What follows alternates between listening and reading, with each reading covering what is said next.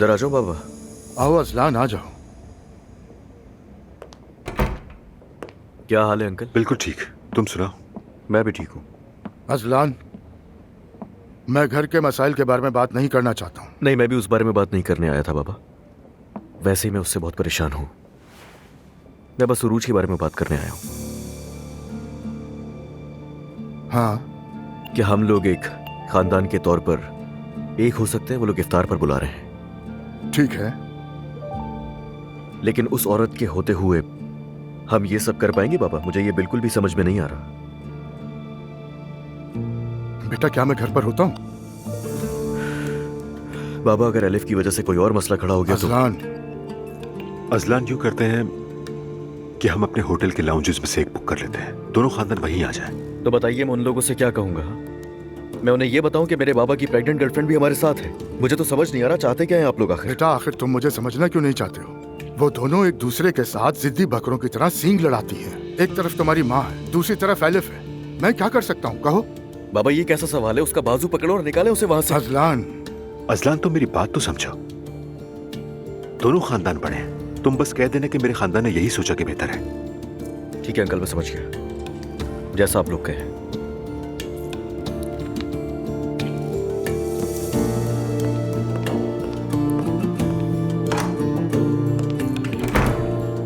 अच्छा, तुम और मेते भी अफ्तार पर आ जाना।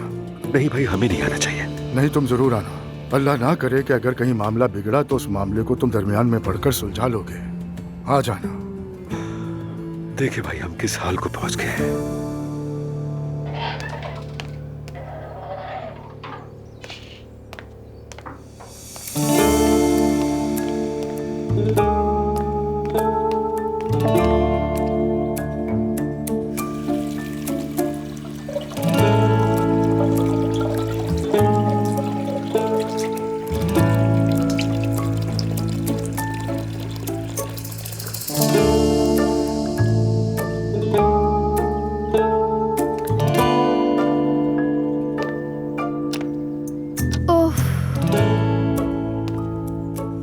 अभी तो बहुत वक्त रह गया है, मैं कैसे बर्दाश्त करूंगी?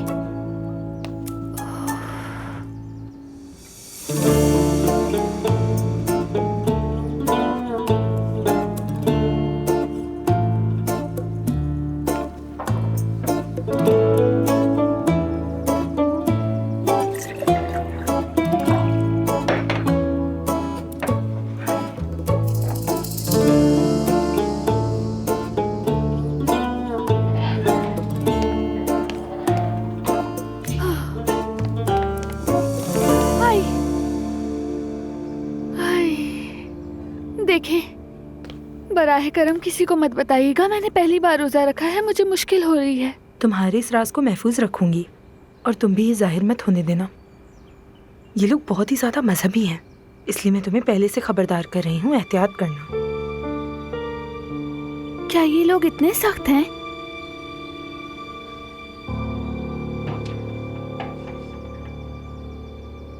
ठीक है बेटा, मुझे लगता है कि यही बेहतर है। किसी और जगह होना बेहतर रहेगा। हम तो वैसे भी घर में इफ्तार कर लेंगे, तुम फिक्र मत करो, ठीक है? समझ गई, बाद में बात करते हैं। अम्मी जान, नायला आज शाम उरूज के घर इफ्तार करेंगे। बड़ी दुआओं के बाद आज दोनों खानदान इकट्ठे हो रहे हैं। अल्लाह का शुक्र है। शुक्र है अल्लाह का। तुम्हें क्या हुआ है? कुछ नहीं अम्मी, मैं ठीक हूँ। अच्छा चलो हम मिलकर तैयारी करते हैं। नूर को भी इत्तला दे देती हूँ ताकि वो भी आ जाए। क्या वो औरत वापस आ गई है? वो आसानी से नहीं जाएगी, बस अभी थोड़ी देर में आने वाली होगी। अल्लाह उसे गारत करे।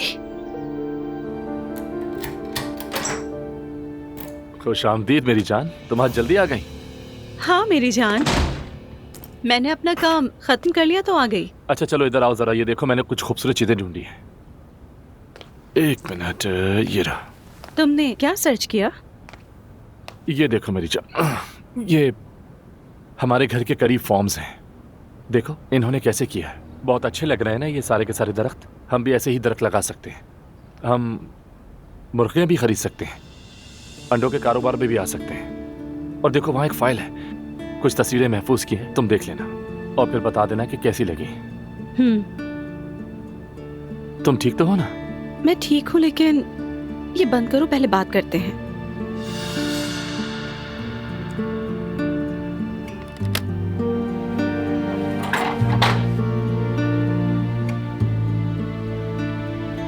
रोहान, क्या हम वहां जाने का इरादा छोड़ सकते हैं?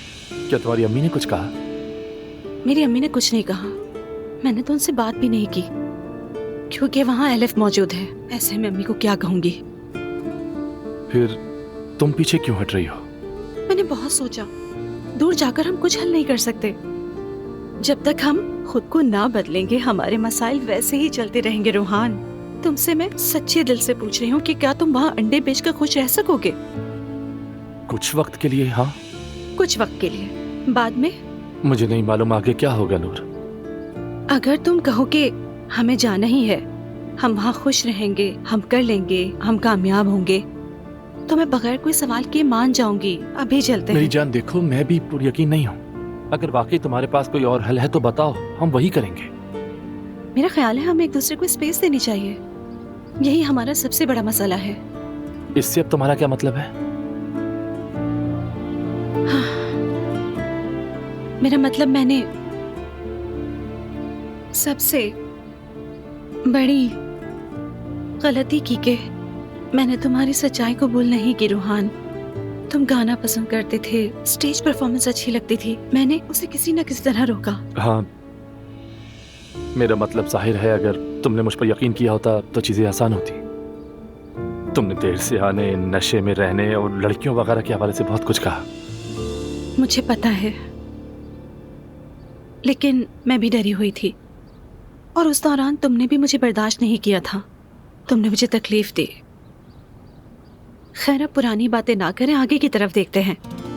मेरा यकीन है कि हम एक दूसरे के फैसलों और जिंदगी का एहतराम करें और दरमियानी रास्ता निकाल लें, तो कोई वजह नहीं रोहान कि हम खुश ना रह सकें। अच्छा, तो क्या अगर मैं स्टेज पर जाऊं तो तुम कुछ नहीं कहोगी? कुछ नहीं कहूंगी। तुम भी मेरे फैसलों पे कुछ नहीं कहोगे।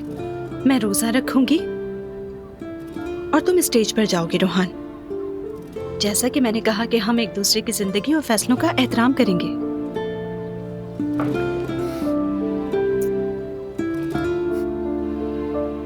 बहुत शुक्रिया मेरी जान।